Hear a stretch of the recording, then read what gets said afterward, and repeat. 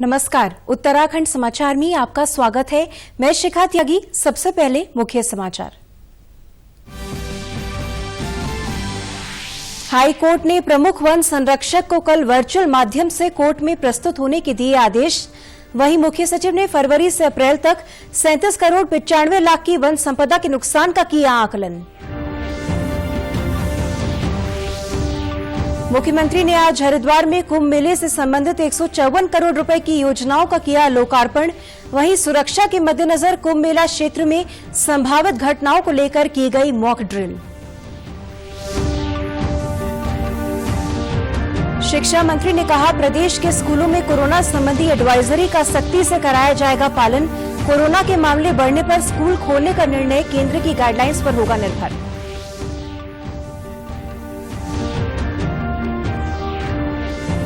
और कोरोना संक्रमण बढ़ने के बाद राज्य की सीमाओं में लिया जा रहा कोविड सैंपल। थाना अध्यक्षों को अपने अपने क्षेत्रों में जागरूकता अभियान चलाने के निर्देश। अब समाचार विस्तार से।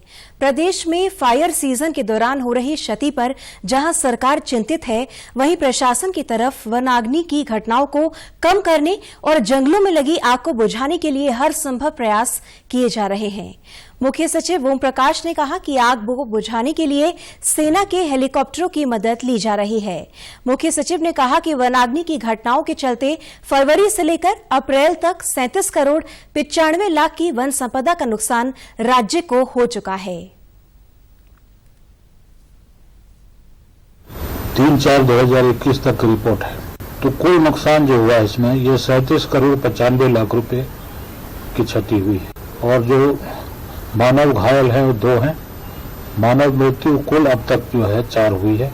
आमतौर पर जो आग लगती थी वो मई जून के महीने में लगती थी, लेकिन इस बार मौसम के सूखे रहने की वजह से ये फरवरी से ही अग्निकांड होने शुरू हो गया।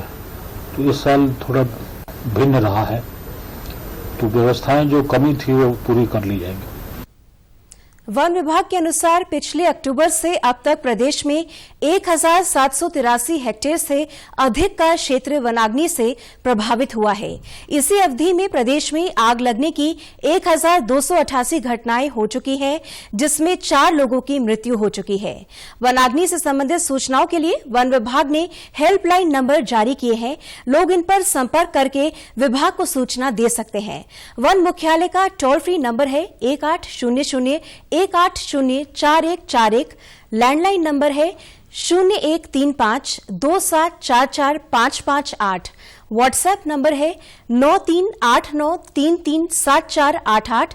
राज्य आपदा कंट्रोल रूम नंबर 9557444486 और आपदा हेल्पलाइन नंबर 112 है।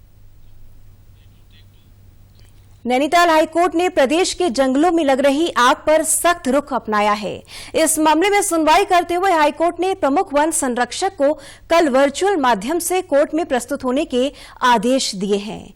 अधिवक्ता दुष्यंत मैलानी ने बताया कि हाईकोर्ट ने कल पहले केस के रूप में इस मामले को सूचीबद्ध किया है। उन्होंने बताया कि हाईकोर्ट ने जानकारी मांगी है कि प्रदेश के जंगलों में लग रही आग की रोकथाम को लेकर क्या कार्रवाई की जा रही है।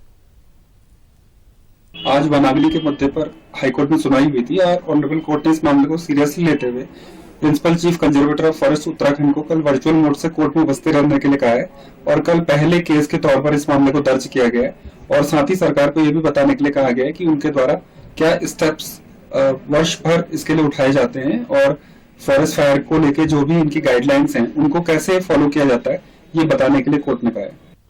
वहीं प्रदेश के वनों में लग रही आग से वन संपदा को भारी नुकसान पहुंच रहा है। वनाग्नि से आबादी वाले ग्रामीण क्षेत्रों में भी भारी नुकसान की सूचना है। हालांकि केंद्र सरकार ने हेलीकॉप्टर के माध्यम से आग पर काबू पाने के लिए राज्य सरकार को 2 हेलीकॉप्टर उपलब्ध कराए हैं, लेकिन कुमाऊं के वन क्षेत्रों में विजिबिलिटी कम होने के कारण इस ओर कामयाबी नहीं मिल पा रही है। सीसीएफ कुमाऊं तेजस्विनी पाटिल का कहना है कि आग पर काबू करने के प्रयास लगातार जारी हैं।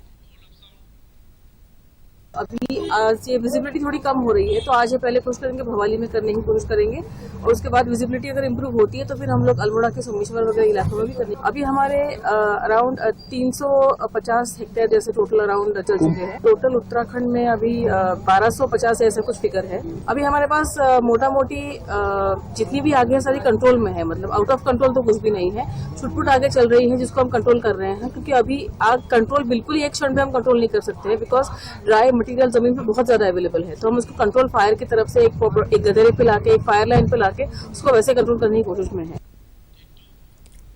वहीं पौड़ी जिले में भी जंगलों की आग ने वन संपदा के साथ ही पालतू मवेशियों के लिए चारे की समस्या का संकट पैदा कर दिया है। स्थानीय लोगों की माने तो इस वर्ष फायर सीजन में वनाग्नि एक बड़ी आपदा के रूप में सामने आ रही है। वहीं जिलाधिकारी डॉक्टर विजय कुमार जोगदंडे का कहना है कि जिले में 222 फायर स्टेशन बनाए गए हैं।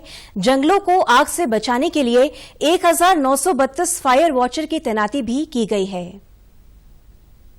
वर्तमान वनाग्नि की संख्या बढ़ रही है, उसको देखते हुए हमने 1252 की फायर वॉचर संख्या को बढ़ाते हुए 1932 फायर वॉचर की तैनाती वर्तमान में कर दिया है। 222 हमारे फायर स्टेशन, क्रूज स्टेशन जो है स्थापित कर दिया है। मैंने सभी वन पंचायत के प्रधान, सरपंच गणों से और ग्राम पंचायतों के प्रधान गणों से विशेष अनुरोध किया है कि आप भी जो है वनाग्नि की रोकथाम के लिए अपने स्तर पर आप प्रयास करना चाहें, उसके लिए उपकरण खरीदना चाहें तो आपका वित्त आयोग की जो निधि होती है, केंद्रीय वित्त की और राज्य वित्त की, उसमें प्राविधान होता है 10% धनराशि आपदाग्रस्त उपकरण के लिए आप रख सकते हैं। मुख्यमंत्री तीरथ सिंह रावत आज हरिद्वार पहुंचे, जहां उन्होंने कुंभ मेले से संबंधित 154 करोड़ रुपए की योजनाओं का लोकार्पण किया। इससे पूर्व उन्होंने हर की पैड़ी में गंगा पूजा समारोह में भाग लेते हुए कुंभ मेले के सफल आयोजन की मां गंगा से प्रार्थना की। कुंभ मीडिया सेंटर में आयोजित कार्यक्रम में मुख्यमंत्री ने जोर देते हुए कहा कि कुंभ कार्य में लापरवाही बर्दाश्त नहीं की जाएगी। उन्होंने अखाड़ों से संबंधित बिजली, पानी, सड़क की सभी समस्याएं जल्द दूर करने के निर्देश दिए। उन्होंने कहा कि कुंभ को सफल बनाने के लिए शासन प्रशासन सहित पूरा तंत्र लगा हुआ है। मुख्यमंत्री ने कहा कि केंद्र सरकार कुंभ के मद्देनजर राज्य को हर संभव मदद कर रही है। कुंभ 12 साल में एक बार आता है, इसलिए सरकार सभी श्रद्धालुओं से निवेदन करती है कि कोविड के नियमों का पालन करते हुए गंगा स्नान करें। कुंभ मेला पुलिस द्वारा नवस्थापित पुलिस सर्विलांस सिस्टम ने कार्य करना शुरू कर दिया है। आज हरिद्वार कुंभ क्षेत्र में मॉक ड्रिल का आयोजन किया गया। कुंभ के आयोजन को देखते हुए हरिद्वार के अलग अलग क्षेत्रों में आग लगना, बम विस्फोट, गैस रिसाव जैसी संभावित घटनाओं की मॉक अभ्यास किया गया। मॉक ड्रिल में आग लगने, बम विस्फोट और गैस रिसाव की सूचना प्राप्त हुई, जिसके बाद फायर स्टेशन से फायर टेंडर, पुलिस बल, एनडीआरएफ, एसडीआरएफ और मेडिकल टीमें मौके पर पहुंची। बचाव और राहत कार्य को समय से पूरा करते हुए टीमों ने मॉक ड्रिल को पूरा किया। मॉक ड्रिल के बाद एनडीएमए के निदेशक मेजर जनरल वी के दत्ता ने मेला नियंत्रण भवन के सभागार में समीक्षा बैठक ली। हरिद्वार स्थित ऋषिकुल विद्यापीठ संस्कृत महाविद्यालय में कल रात्रि एक हादसा हो गया। बीती रात महाविद्यालय परिसर के बराबर कुंभ मेले के अस्थायी बस स्टैंड में प्रचार के लिए लगाया गया बलून महाविद्यालय के परिसर में नीचे आकर फट गया। गैस से भरे बलून में ब्लास्ट होने से 3 छात्र बुरी तरह झुलस गए। बताया जा रहा है कि तीनों छात्र गंभीर रूप से घायल हैं। उनका हायर सेंटर में उपचार चल रहा है। वहीं प्रशासन हादसे की जांच में जुटा है। महाविद्यालय प्रबंधन ने बलून लगाने वाली कंपनी पर लापरवाही का आरोप लगाया है। उनका कहना है कि 15 दिन पहले भी बस स्टैंड में लगा बलून महाविद्यालय परिसर में गिर गया था। तो रात में बच्चे हाथ धोने के लिए हैंडपंप में जैसे ही आए थे, वो उसकी चपेट में आ गए और 3 छात्र झुलस गए हैं। इसमें से 2 छात्र एम्स ऋषिकेश में रेफर किया है और 1 छात्र ऋषिकेश एम्स से कैलाश हॉस्पिटल देहरादून में है। उसकी हालत थोड़ा चिंताजनक बनी है और अभी आईसीयू में वो लड़का है। तीनों छात्र यहीं विद्यालय के हैं, ऋषिकुल विद्यापीठ के, और पेपर के लिए इस समय वो हॉस्टल में है। शिक्षा मंत्री अरविंद पांडे ने कहा कि प्रदेश के स्कूलों में कोरोना संबंधी एडवाइजरी का सख्ती से पालन कराया जाएगा। उन्होंने कहा कि लॉकडाउन के बाद कोरोना के केस कम होने पर प्रदेश के स्कूल खोलने के आदेश किए थे। उन्होंने कहा कि हमारा प्रयास है स्कूल खुलें, लेकिन बच्चों की सुरक्षा भी जरूरी है। कोरोना के बढ़ते केस को लेकर उन्होंने चिंता जाहिर की। उन्होंने कहा कि स्कूल खुले रहेंगे या बंद रहेंगे, इस बारे में केंद्र सरकार की गाइडलाइंस पर ही कार्य किया जाएगा। हमारे प्रदेश में अभी बच्चों तक कोविड-19 की समस्या नहीं पहुंची है।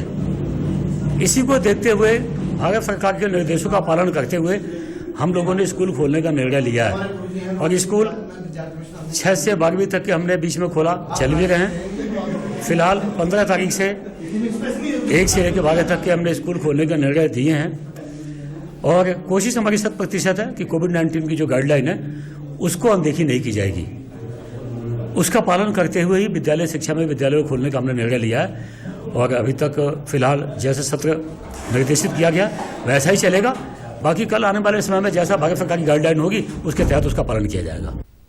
इसके बाद शिक्षा मंत्री ने जिला प्रशासन और समाज कल्याण विभाग की ओर से आयोजित दिव्यांग शिविर में प्रतिभाग किया। शिविर में 257 दिव्यांगों को प्रमाण पत्र दिए गए, जिसके तहत इन दिव्यांगजनों को समाज कल्याण विभाग की ओर से 1200 रुपए प्रतिमाह पेंशन का लाभ मिल सकेगा।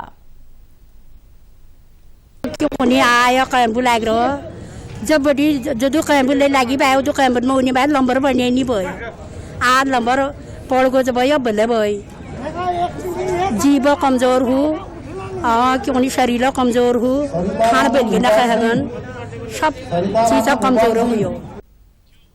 अरविंद पांडे ने जिला योजना समिति एवं शिक्षा विभाग के अधिकारियों के साथ अटल उत्कृष्ट विद्यालयों की समीक्षा भी की। बैठक में जिलाधिकारी विनीत कुमार ने बताया कि वित्तीय वर्ष 2020-21 में जनपद बागेश्वर में जिला योजना में 39 करोड़ 69 लाख के सापेक्ष पूरी धनराशि व्यय कर ली गई है। कई राज्यों में कोरोना का संक्रमण बढ़ने के बाद प्रदेश में भी सावधानी बढ़ा दी गई है, जिसके तहत अब देहरादून की सीमा पर अन्य राज्यों से आने वाले यात्रियों का कोविड सैंपल लिया जा रहा है। इस दौरान जो लोग पॉजिटिव आ रहे हैं उन्हें होम क्वारंटीन किया जा रहा है। वहीं आशा रोड़ी चेक पोस्ट पर कोविड नेगेटिव रिपोर्ट भी चेक की जा रही है। इसी के तहत एसएसपी देहरादून ने आशा रोड़ी चेक पोस्ट की व्यवस्थाओं का जायजा लिया। उन्होंने बताया कि सभी थानाध्यक्षों को अपने अपने क्षेत्रों में कोरोना को लेकर जागरूकता अभियान चलाने के लिए भी कहा गया है। हमारे एक फ्रंट वॉरियर है, उसमें पुलिस एक महत्वपूर्ण अंग है इसका। तो पुलिस को अपने को सुरक्षित रखने के लिए और थाने को सुरक्षित रखने के लिए एक एसओपी जारी की गई है, जिसमें कि थाने में मैंडेटरी सैनिटाइजर और समय समय पर थाने का सैनिटाइजेशन, थाने के कर्मचारियों द्वारा मास्क पहनना, उचित सोशल डिस्टेंस बनाए रखना, अगर पब्लिक भी कोई आती है तो उसको भी इस ओर प्रेरित करना कि वो उचित जो सोशल डिस्टेंसिंग उसका पालन करे। इस बारे में एसओपी जारी की जा रही है। मुख्यमंत्री तीरथ सिंह रावत ने टिहरी जिले के विकासखंड चंबा के ग्राम चोपड़ियाल में रात्रि चौपाल के माध्यम से ग्रामीणों की समस्याओं को सुना और मौके पर ही उनका निराकरण किया।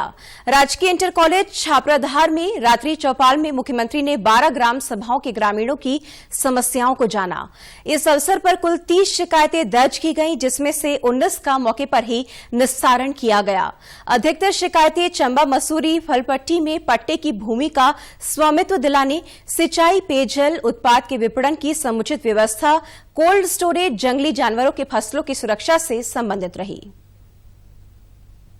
और उन्होंने हमारी समस्याएं सुनी, जो हमने ग्रामवासियों की जो समस्याएं थी उसका मुझे विश्वास है कि यहाँ पे उसका समाधान होगा।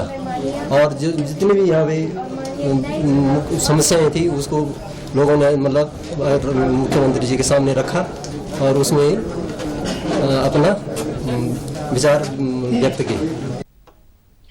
मुख्यमंत्री ने ग्रामीणों को केंद्र और राज्य सरकार द्वारा किसानों के हित में चलाई जा रही कल्याणकारी योजनाओं की जानकारी भी दी। उन्होंने सभी से इन योजनाओं का लाभ लेने और समस्या होने पर अधिकारियों के संज्ञान में लाने की बात भी कही। उन्होंने स्वैच्छिक चकबंदी और समूहों के माध्यम से कार्य करने पर विशेष बल दिया। चौपाल में आई शिकायतों के संबंध में मुख्यमंत्री ने जिलाधिकारी को प्राथमिकता के आधार पर कार्यवाही करने के निर्देश भी दिए। शिवरात्रि के चौपाल लगाई गई थी। तो इसमें करीब 12 गांव के लोग यहाँ पर आए थे और बहुत सी शिकायतें यहाँ पर आई, बहुत सी समस्याएं उन्होंने बताई। जो प्रमुख समस्याएं ऐसे तो pension, ration card, golden card की कुछ समस्याएं होती है, लेकिन कुछ ऐसी समस्याएं हैं जो शासन स्तर से ही सॉल्व की जा सकती है। तो वो उनको माननीय मुख्यमंत्री जी ने मौका दिया कि ये उनके सामने रखी जाए। उत्तराखंड के समाचारों में बस इतना ही। चलते चलते मुख्य समाचार एक बार फिर। हाई कोर्ट ने प्रमुख वन संरक्षक को कल वर्चुअल माध्यम से कोर्ट में प्रस्तुत होने के दिए आदेश। वहीं मुख्य सचिव ने फरवरी से अप्रैल तक 37 करोड़ 95 लाख की वन संपदा के नुकसान का किया आकलन। मुख्यमंत्री ने आज हरिद्वार में कुंभ मेले से संबंधित 154 करोड़ रुपए की योजनाओं का किया लोकार्पण। वहीं सुरक्षा के मद्देनजर कुंभ मेला क्षेत्र में संभावित घटनाओं को लेकर की मॉक ड्रिल। शिक्षा मंत्री ने कहा, प्रदेश के स्कूलों में कोरोना संबंधी एडवाइजरी का सख्ती से कराया जाएगा पालन। कोरोना के मामले बढ़ने पर स्कूल खोलने का निर्णय केंद्र की गाइडलाइंस पर होगा निर्भर।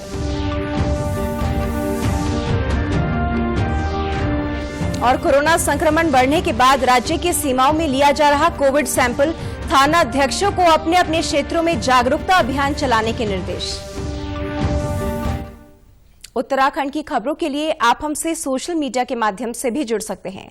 हमारा ट्विटर हैंडल है DDNews_देहरादून, हमारा फेसबुक पेज है DD न्यूज उत्तराखंड और हमारे YouTube channel DD news Uttarakhand को भी आप सब्सक्राइब कर सकते हैं। कोरोना संक्रमण से बचने के लिए मास्क का अनिवार्य रूप से और सही ढंग से प्रयोग करें। साथ ही सामाजिक दूरी का ख्याल रखें, नियमित रूप से हाथ धोएं और याद रखें, कोरोना को हराना है, मास्क जरूर लगाना है। साथ ही अपनी बारी आने पर कोरोना वैक्सीन जरूर लगवाएं। नमस्कार।